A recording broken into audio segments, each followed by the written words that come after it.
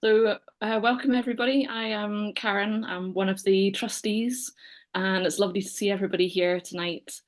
We're going to be talking about take some breathing space as we embark on a journey to better mental health in Scotland with Lisa Jane Dock from Breathing Space NHS 24.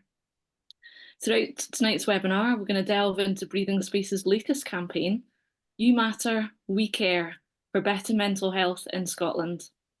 Lisa Jane will also expertly guide us through the array of free phone line and web chat services available to all individuals in Scotland. So we've got about an hour. I think Lisa Jane is going to talk around sort of 45 minutes or so, and we've got time for questions. If you do have any questions, feel free to raise your hand or send them via the chat, which will be managed with Charlotte. And following the event, a questionnaire will be sent to all attendees. Your feedback is really valuable to us, so if you have a few minutes, we would appreciate your insights into tonight and what you think. So without further ado, let's extend a warm welcome to Lisa Jane Dock from Breathing Space NHS 24. Thank you. Thank you so much, Karen. What a great introduction.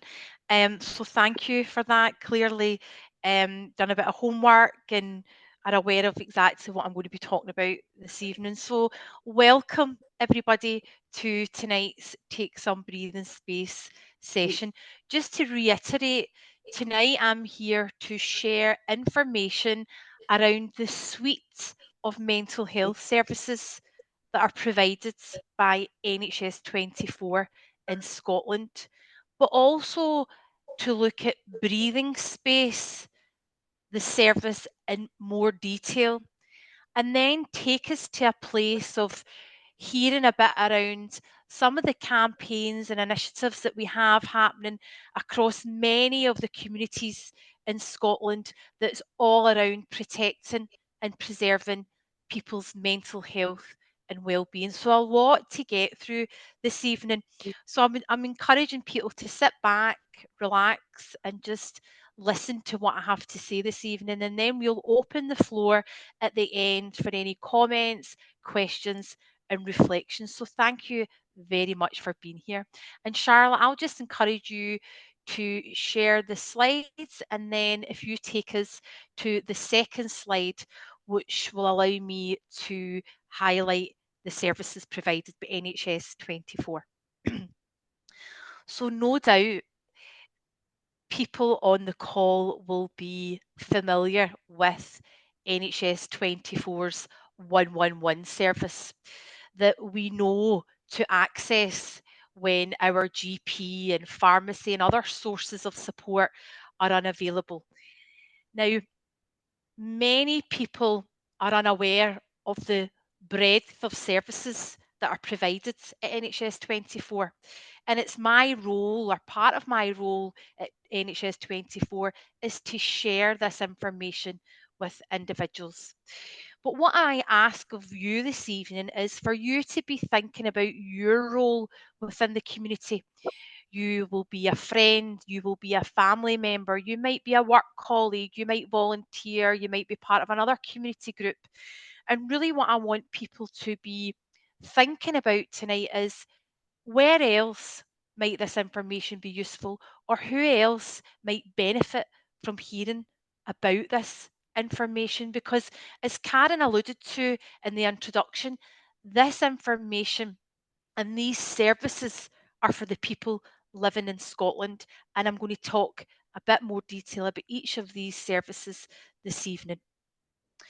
So first of all, I want to highlight that NHS 24 is a specialist health board, and we specialise in telehealth and care and digital material.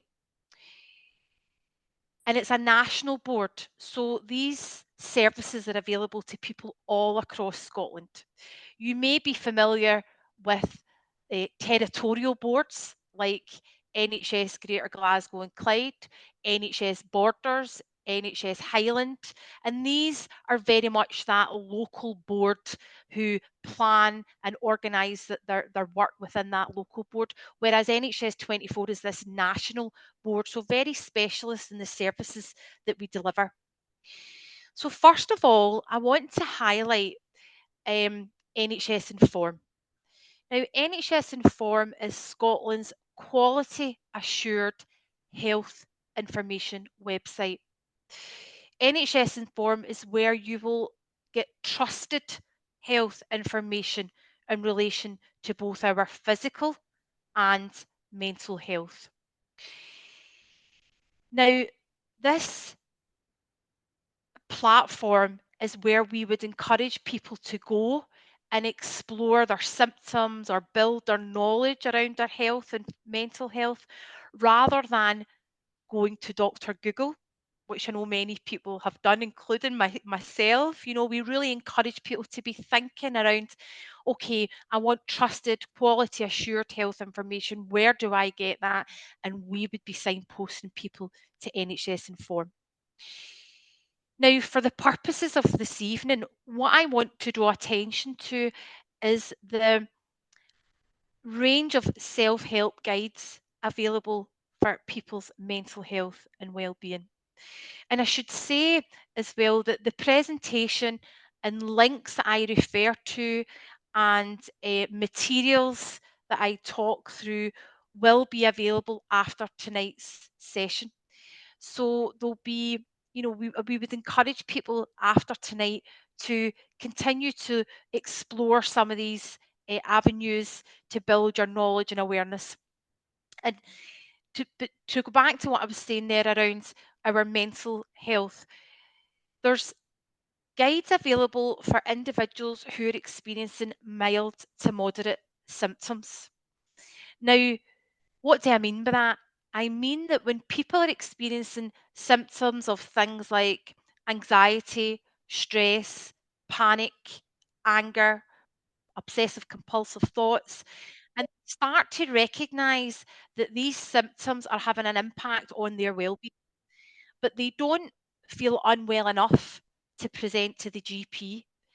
This is the source of support that can be available to individuals as a way of protecting and preserving their well-being, because really what we want people to do is, you know, be aware of the information that's available and feel encouraged to look at managing some of the symptoms in order for them to stay well. And this is where NHS Inform and that digital based support would be.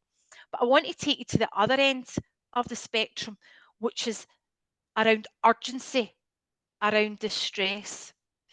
Now, we need people to know that if they are needing urgent care for their mental health or they are overwhelmed with distress, that they can pick up the phone, dial 111, and listen to the automated voice message and will be directed to speak to our dedicated mental health service that is provided by psychological wellbeing practitioners.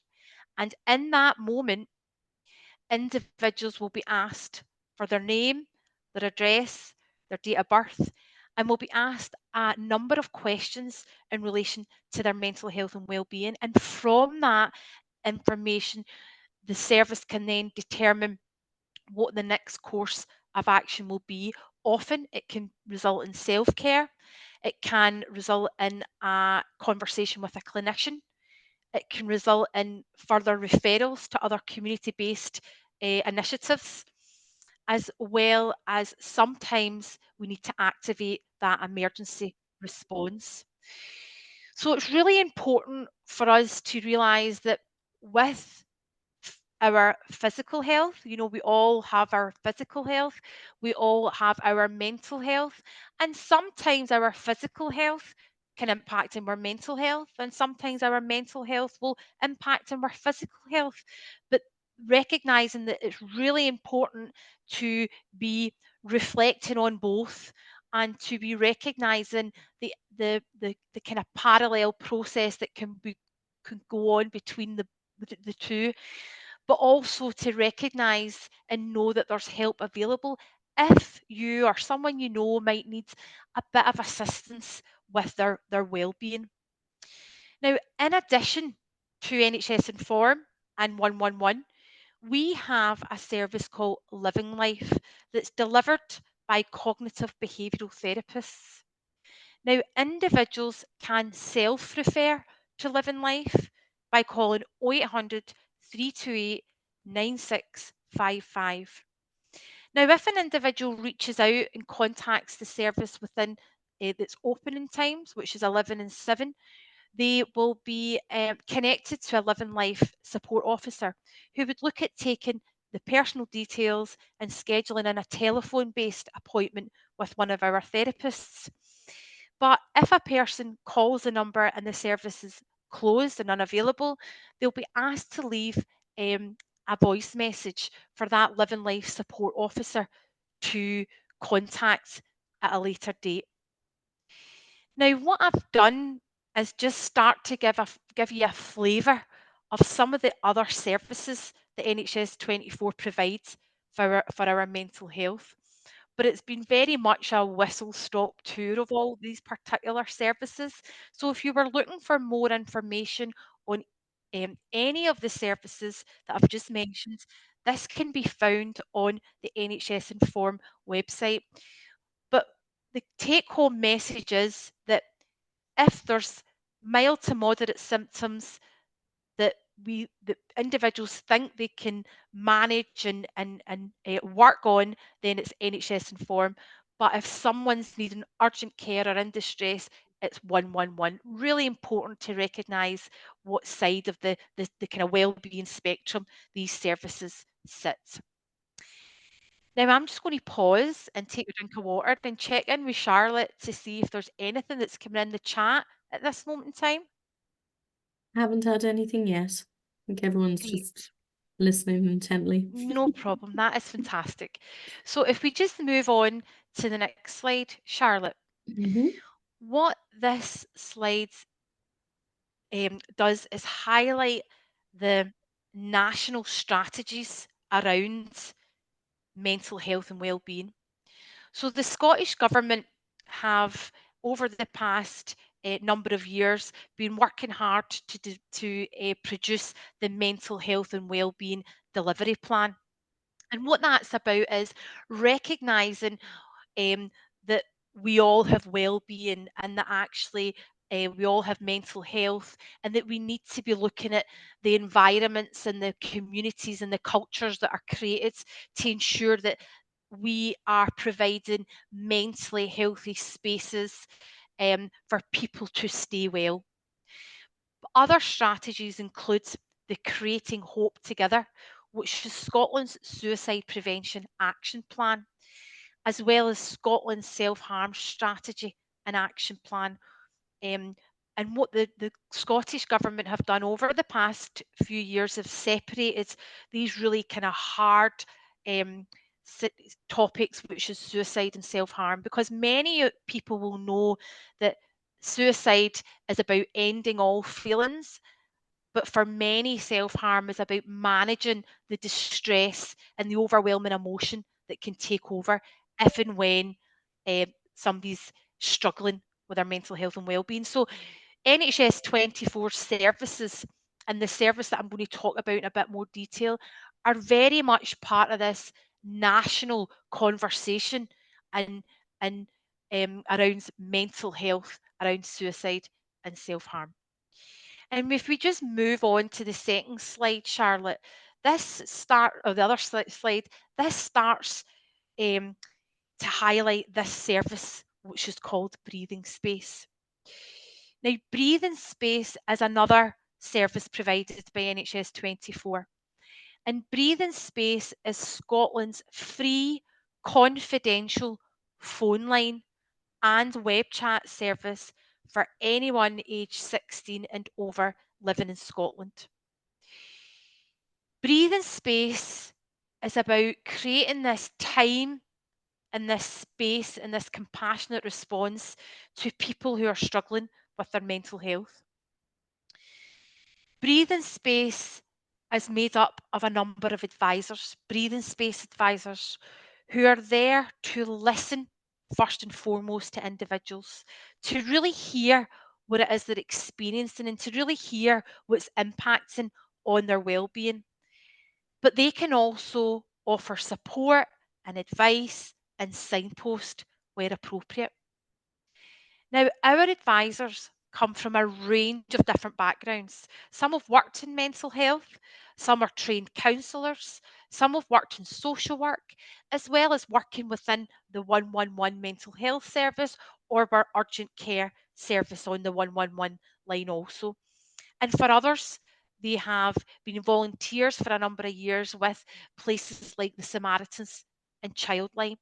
So knowledge, skills and experience on the phone line and web chat service, but ultimately what we're there to do is provide a safe space for people to talk openly and honestly about their mental health and be listened to and heard, because we know that providing that space and that time and that compassionate response through listening can really help people understand, work through, think about their next steps around their mental health and well-being. And if you just go on to the next slide, Charlotte. Now, people call breathing space for a variety of different reasons. We've got people who reach out due to relationship difficulties and breakdowns. We've got people who are experiencing everyday stress and anxiety, perhaps linked to changes in circumstances or stressors that surround, but also this loneliness and isolation that is affecting so many across the country. And also when people have experienced a bereavement and loss, as well as people who are experiencing suicidal thoughts and self-harm. So a real range of reasons why people call breathing space. So this idea, it's from everyday life stressors, struggling to get through the day, right through to struggling to stay alive. Now, for us at Breathing Space, what we want people to do is pay attention to what they're thinking, they're feeling, they're experiencing, and connect with the service as and when they are starting to feel overwhelmed, rather than it getting to crisis point. We need people to know that it's okay not to be okay, and that we are a space that people can open up when they're feeling down. So we really need people to hear about the service and understand the service so that they feel able to pick up that phone or connect with us via web chat. And if we move on to the next slide, this will highlight how to access the service. So you can access the service for free by calling 0800 83 85 87. The service is available 24 hours at the weekend. So we open our doors, our phones at 6 p.m. on a Friday and close at 6 a.m. on a Monday. But Monday to Thursday, we are known as an out of hours service. So when your GP, your pharmacist, your community mental health team, and many other forms of community support are no longer available, breathing space are available to provide that emotional support. So it's free to phone. It doesn't show up in any mobile phone bills. But it's really important that we recognise that it's out of hours. But you will know that distress and becoming overwhelmed doesn't just happen at 10 o'clock at night or 2 o'clock on a Saturday morning. It can happen at 10 o'clock on a Tuesday morning. Where do we go? The first place we would encourage people to at least attempt is their GP, but we are well aware of how difficult that can be. So if there's a degree of urgency around an individual's mental health, then they can phone 111 and be connected to our mental health service. But another service that is available 24 hours a day, 7 days a week is the Samaritans. And they are also a listening service who can signpost people to other services. Now, you might be asking yourself, well, what is the difference between Breathing Space and the Samaritans? Because they both are listening services. Well, you're right, but actually, Samaritans is a UK-wide charity that's run by trained volunteers who listen and can signpost. And we do a lot of work with Samaritans Scotland all across the country, because it's very important that we signpost to the Samaritans, because they are 24/7, another key difference. Breathing Space is hosted by NHS 24 and funded by the Scottish Government, and it's paid professional advisors who are on our line, who can listen but can also advise and support and signpost. So some differences there, but for us, it's just about knowing what's available, when it's available, and actually realizing that it's not a one size fits all approach. And perhaps the Samaritans will work for individuals and Breathing Space will work for other individuals. And it's about having choice. And this is where this next slide takes me as well, Charlotte, which is about introducing the web chat service that we have at Breathing Space. So we have a phone line service that has been around for 20 years, as you'll see from the background that I've got this evening. And we're due to mark this over the course of 2024. But over the past few years, we've been working really hard to establish our Breathing Space web chat service, which can be accessed through the Breathing Space website.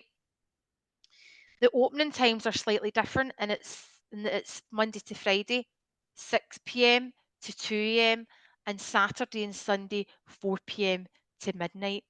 But having both services builds upon that choice and recognizing that actually picking up the phone can be a barrier for individuals, and actually seeking help through a web chat function and through the written word might be more appealing to individuals. What I would also like to highlight this evening is that if an individual contacts Breathing Space, they are not expected to give any personal details. You're not asked for your name, you're not asked for your address, you're not asked for your date of birth. All you're asked to do is to share a bit about what's concerning you, what's worrying you, what you're experiencing. And you would hear something like, "Hello, you're through to Breathing Space.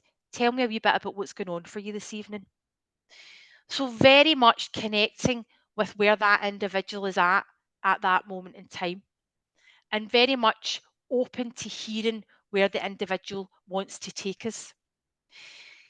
When I reflect back to the 111 service that is available to individuals, you will receive a very different response, in that you'll be asked directly for personal details. You will then be asked a certain set of questions that will allow our psychological wellbeing practitioners to triage and get clinical input if necessary. But actually, many of you will know that when an individual is experiencing a mental health crisis or experiencing mental health difficulties, they don't always need clinical input. Actually, they need a safe space to talk through, work things out in a confidential space. And I think that's real key differences here between Breathing Space and 111. And really important information for us to remember and perhaps share. Because if I'm experiencing a change in circumstance or something that's impacting in my mental health, speaking to a stranger, somebody who doesn't know me, somebody who isn't demanding personal details, who don't have expectations of what I need to give, that can be much more appealing to individuals. So that is just something I want you to reflect upon yourselves, and think about how that service would maybe fit you or other people you know. Because I think Karen was saying at the beginning of the session that mental health and wellbeing is a topic that we are talking about much more openly. not necessarily a new thing, because we've always had mental health, but actually we're recognizing that people are experiencing particular difficulties for many different reasons, and actually we are recognizing the need to ensure that there's services available that offer different things, because different people will be looking for different things. So just to move on, the next bit of feedback I'm going to share with you highlights other parts to the service. And Charlotte, if you just move on, what I'll do is I'll read the feedback and just highlight the key points within, and then I'm going to pause for some comments and questions. I felt genuinely like I could talk through the issues in my mind, and now feel a lot better and have some clarity on how I'm feeling and how to go about a few of my issues. Now, an individual might call us for one reason, but actually within that call, they start to talk about many different reasons, and that's okay. We are very much directed by that individual. And sometimes when we start to unpack our thoughts and feelings and circumstances, it allows us to explore other things that can be particularly helpful for our mental health and well-being. I am so blessed and humbled to have been given such compassion and understanding over the duration of my calls. Two members of the helpline, C&L, have really been supportive over the last few months, and their way of speaking and communicating to me over the phone has made me feel extremely heard and understood. So what I want to pick out here is that sometimes people will use the service over a period of time, and that's okay. But perhaps a person will use us over a period of time and then not contact us ever again, or perhaps they re-engage when life becomes particularly tricky or difficult, and that is absolutely fine. I just want to say that Breathing Space, both web chat and phone service, had been invaluable to me in times of emotional crisis. What this is highlighting here is that at times people will use both services, and that's okay. When we think about the phone line service, there's a degree of quietness and privacy that might be required to have that open and honest conversation about mental health. Whereas the web chat, people can seek emotional support within a very busy family home, or perhaps when they're watching television with friends or family members, or perhaps they're at work and they're needing that extra source of support. So you'll start to see and hear where the services might fit differently for people. From the very limited data that we have, because we don't record calls, we don't record web chats, we know that those aged between 16 and 35 are contacting us via web chat, because there's two questions asked at the beginning of a web chat, which is what age range do you fall within, and what health board are you contacting us from? And that probably doesn't come as a surprise, because we recognise that our younger generation are communicating in different ways, and this handheld device is always around for many. But we can only hope that those accessing the support from web chat find that helpful enough, or that perhaps they feel encouraged and empowered to pick up that phone and to talk about their mental health and well-being. So I'm just going to pause and see if there's anything in the chat, or if anybody wants to ask anything before I take it to another part of our work. Lisa Jane, it's Karen. I think it was really useful to share those quotes. Particularly the first one, just getting the clarity on how someone's feeling and being able to talk through things, because sometimes you can get in such a fog or such a tunnel in your own thinking, that just to have that space and that someone to talk to, which is not related to any of the issues that you're going through, and you've got the confidentiality. And just to be heard, you mentioned several times about the service and the advisors are hearing you. That's really, really important. Mhm. And I also think as well that, you know, sometimes we do have sources of support. You know, we have friends, we have family members that perhaps we do confide in or seek support. But sometimes, if you're carrying a particular thing, or if the worry or your concern isn't going anywhere, you know, sometimes we can feel that we're a bit of a burden, or, oh, here I'm going to talk about this again. And sometimes we sense that people are fed up or exhausted or have their own personal issues going on. And I think that's where the service also fits, you know, because sometimes we can talk about a situation. When I think about bereavement and loss, for example, we go through the different stages, and people are at, you know, maybe move on before we do, and actually we're maybe stuck, or we maybe feel that we can't move on in our grief for various different reasons, and we don't know who to speak to about that. Another way in which breathing space is often used for people around that bereavement and loss.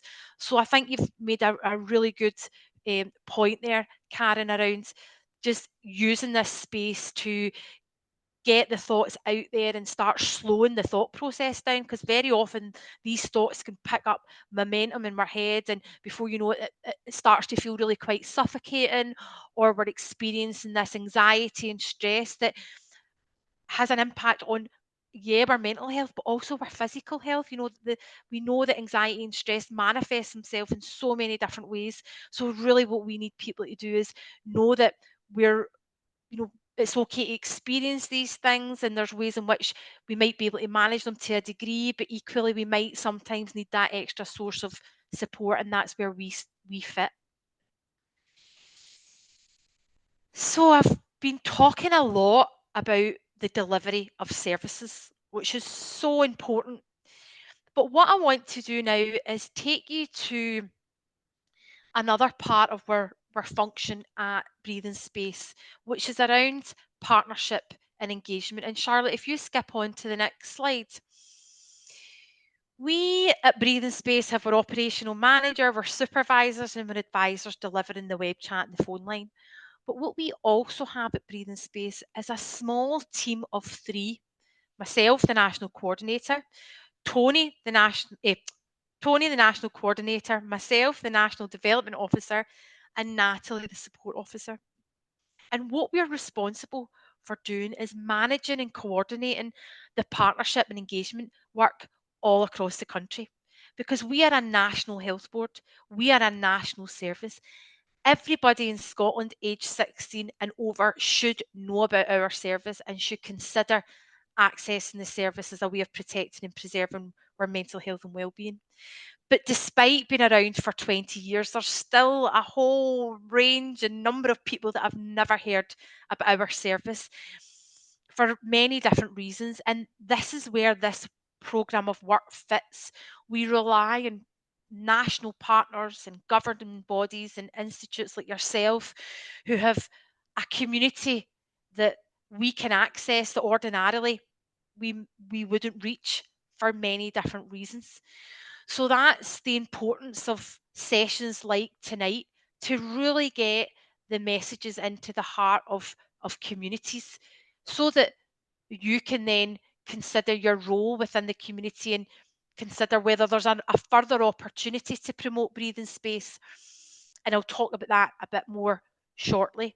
So very often we attend information events, we deliver in-person and online information sessions, we facilitate workshops, and we also work alongside the national organisations and governing bodies to look at their policies and strategies to ensure that they are inclusive and really thinking about the mental health and wellbeing of their staff as well as their community groups. And if we move on to the next slide, there's different ways in which we manage our programs of work.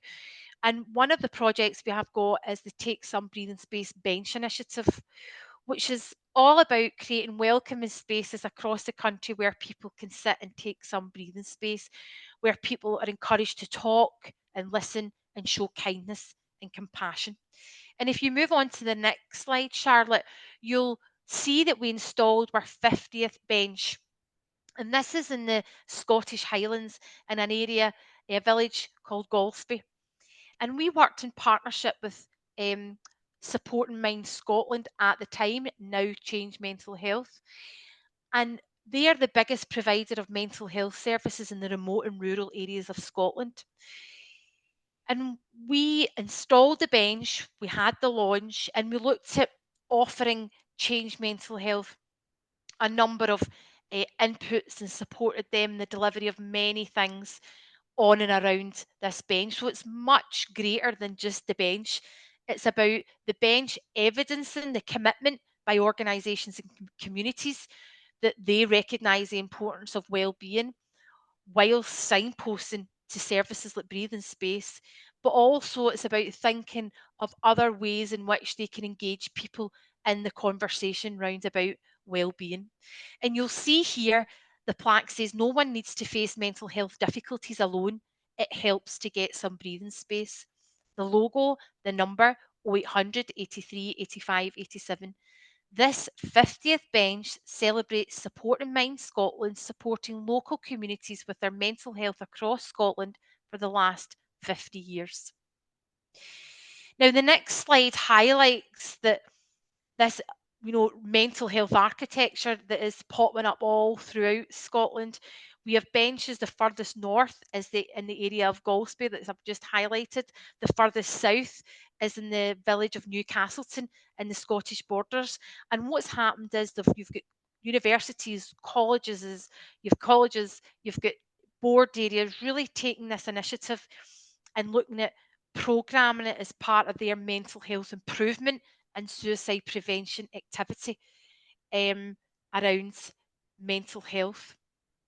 And the next slide also highlights our theme, which is You Matter, We Care for Better Mental Health in Scotland.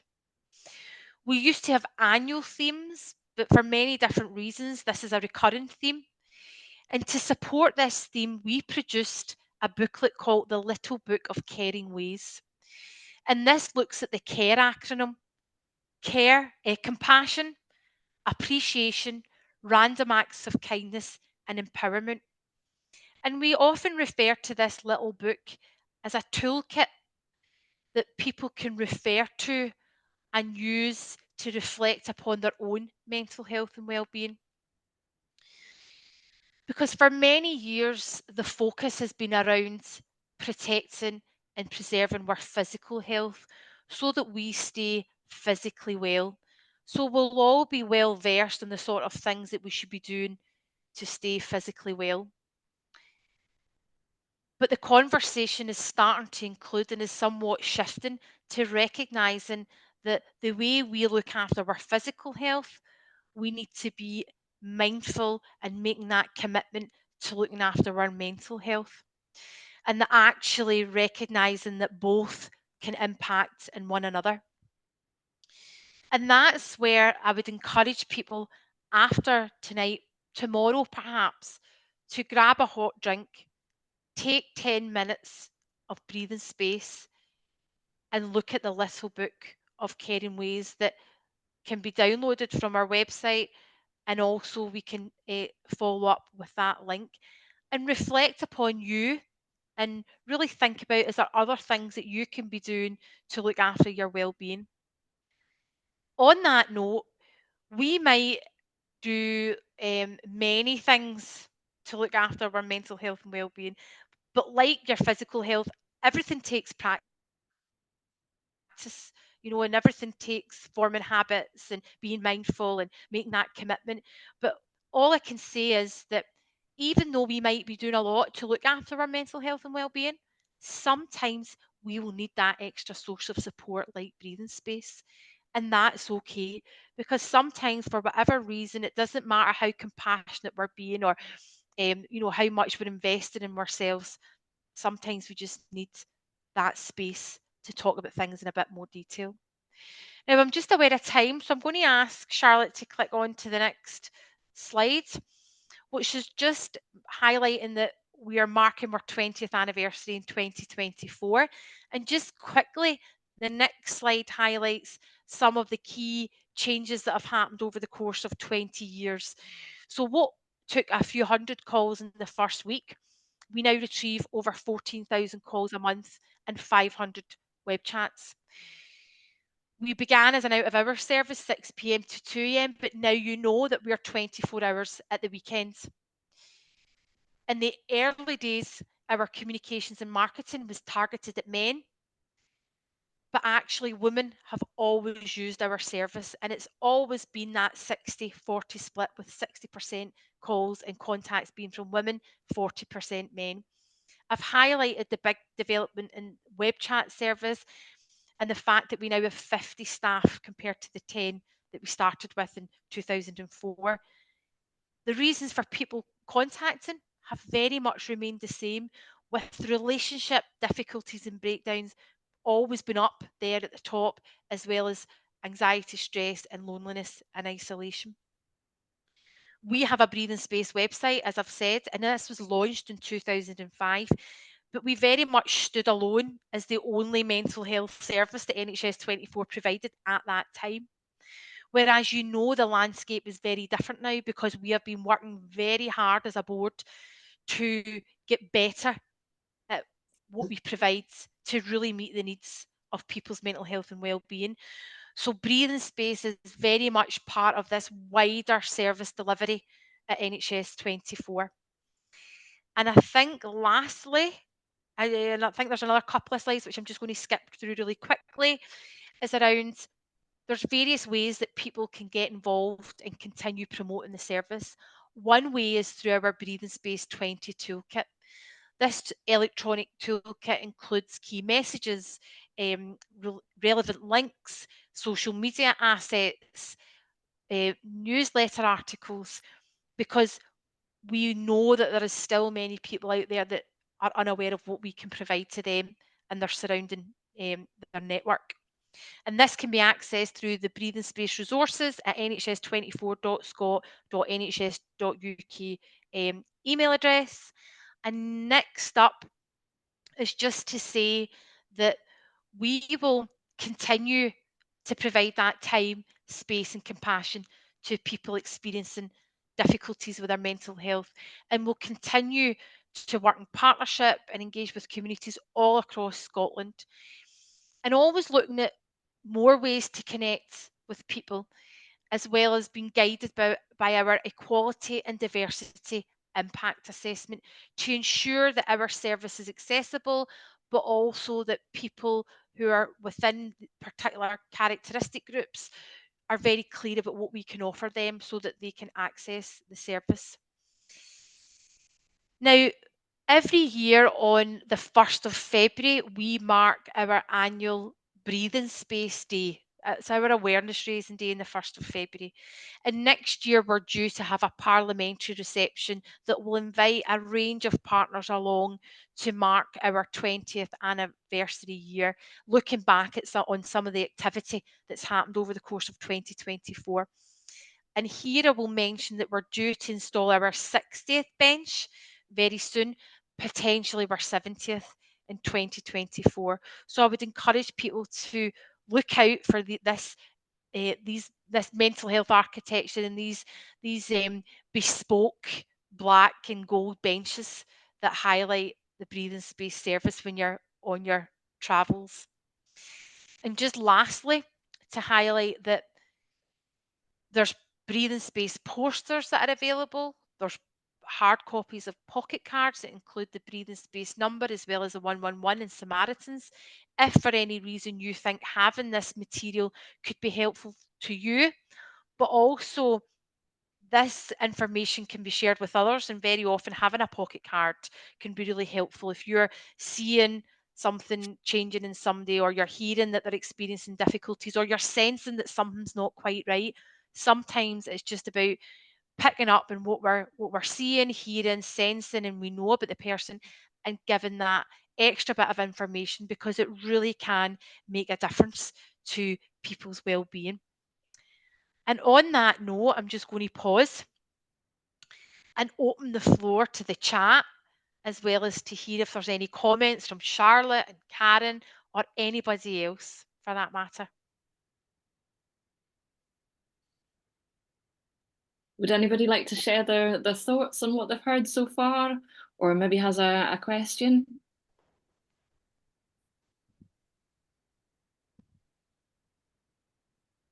I know that I'll be looking out for photos of you all on the breathing space benches that you might come across on your travels or within your community.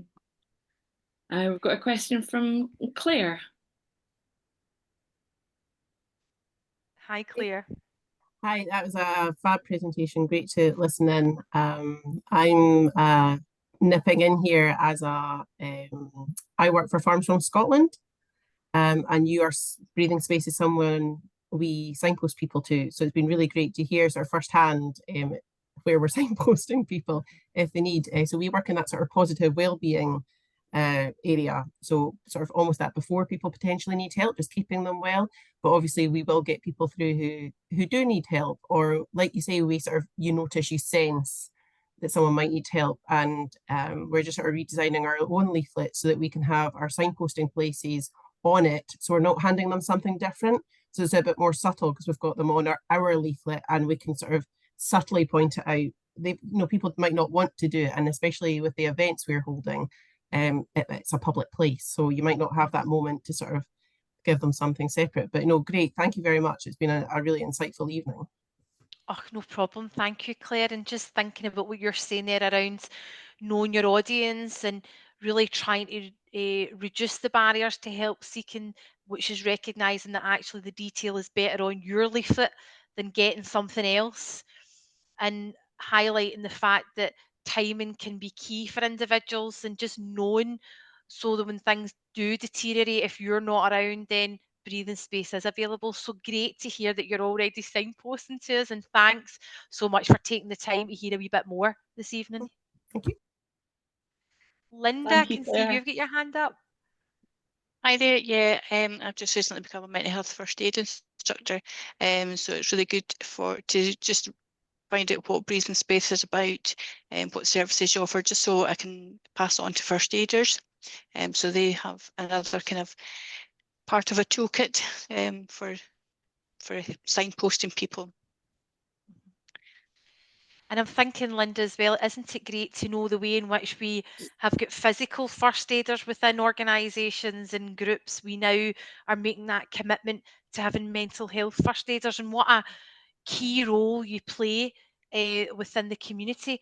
And just to say, Linda, that if there is a small group of first aiders that you feel would benefit from this sort of input, that can be organised. Very often I'm invited along to speak to mental health first aiders, whether it be at a development session or a meet-up, that sort of thing. So please do reach out. My details are at the end of the presentation that you'll receive tomorrow. Perfect.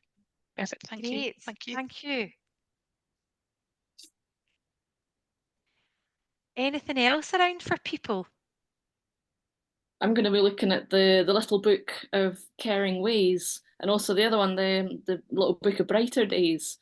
Just something that you touched on about random acts of kindness. So whilst people on the call here may not feel that the suite of services are directly applied to their own circumstances at the moment, the actions that we carry out or do ourselves can have a big impact on somebody else that might be having a difficult day or have lots going on in their lives. So could maybe let us know a little bit more about the random acts of kindness, because even in my own area, you sometimes come across a little crocheted heart with a little tiny note, and I see the reaction that gets when it's posted on a Facebook chat that somebody's found this and it's really brightened their day.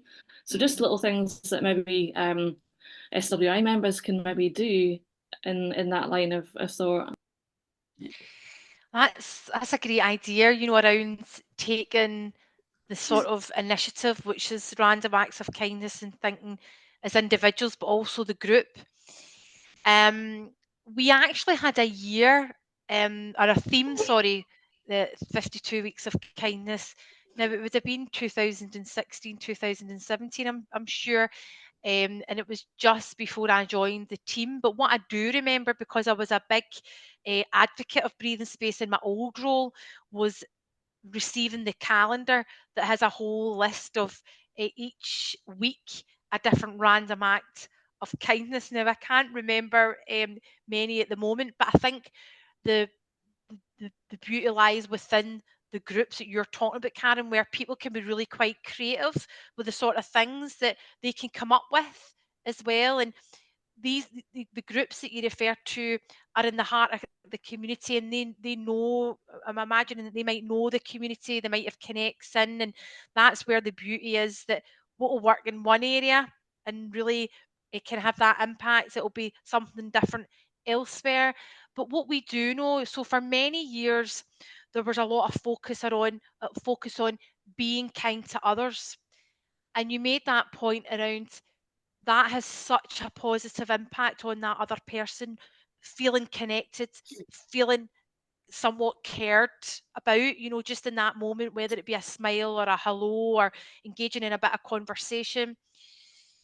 But what we've been talking about a bit more lately is this self-compassion, and really trying to recognize that we need people to be compassionate towards themselves, because sometimes as individuals we're doing the best we can with what we've got, and that actually life can be particularly difficult, and the fact that people are surviving or who are managing to get up out their beds when they don't feel like it, or they're making their work, or they're showing up to a group because there's other people there. There needs to be recognition within ourselves to say, well, do you know what?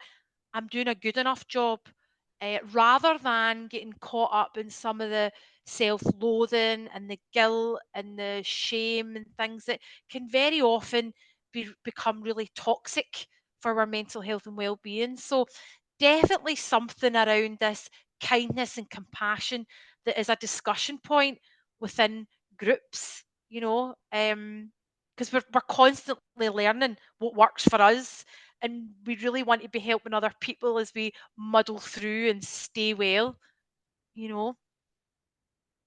So thank you. Is there anything else? Has that triggered any other comments or thoughts for individuals? No, I just think it's great that the breathing space don't ask for details of people. I feel like the other suites were, as a response, if I need to contact that person, if anything happens, I need to have all their details.